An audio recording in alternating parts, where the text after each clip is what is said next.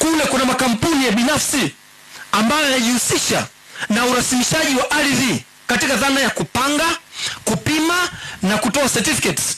Zipo kule, na kila siku ardhi yetu hii haijamaliziwa kupima, hata vijafika 50%.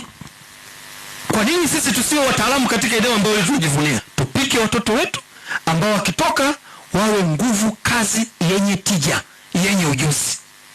Hata nikasema hiyo ni fursa. Mkuu wa chuo hili jambo, katika kipindi ambacho Daktari Leonard Akwilapo, waziri wa ardhi, nyumba na maendeleo ya makazi, aliyopewa maelekezo mahususi ya kufanya nchi hii yote ipimwe.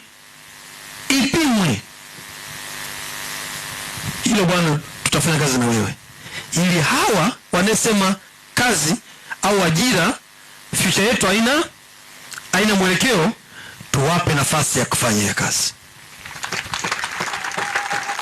Anzisheni hizo consultants, tutafute fedha, tuzunguke nchi hii yote tuweze kupima kwa kushirikiana na wataalamu ambao wapo sasa hivi kwenye ofisi zetu. Tufanye shughuli zinazoleta tija inayoonekana kwa wanafunzi hawa, waone wakati wanasoma. Hilo mkilifanya, tatizo hili la ajira nalo mtakuwa mmeligusa. Kwa sababu kama mkianzisha hizo consultants firm au shughuli ambazo zinakuja kwa ajili sekta ambazo nyinyi mnafundisha hapa, waajiriwa wa kwanza ambao nyinyi mna uhakika nao ni wanafunzi ambao wamemaliza hapa chuo. Wakitoka wanaenda kwenye hizo shughuli zenu. Kwa unaona kabisa una mfumo ambao unafundisha, una mfumo ambao wa kuajiri, lakini una mfumo ambao wenyewe wa kujiajiri. Miaka 3, 4, 2 uliokaa hapa, umetoka umeacha nini? Rudini kwenye master planning ya eneo lote hili ambalo la chuo. Mtafakari sana juu ya mpango bora wa matumizi ya chuo hiki.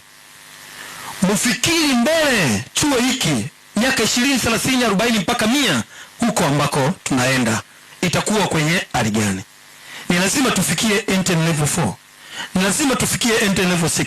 Kwa kupitia serikali ya mama yetu Daktari Samia Suluhu, tunaomba hii master plan ya chuo ambayo imewekwa ya 2023 hadi 2038 ya miaka 15 kwa ajili ya bilioni 84.3 muweze kukiwezesha chuo kwa ajili ya kusapoti huduma mbalimbali ndani ya chuo.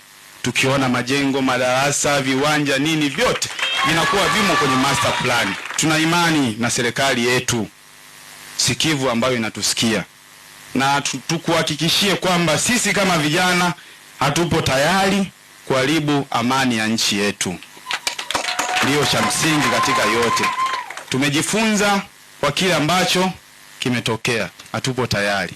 Kwa hiyo basi tuendelee tu kuwashukuru katika hayo, na Mwenyezi Mungu atubariki sote. Mungu ibariki Afrika, Mungu ibariki Tanzania.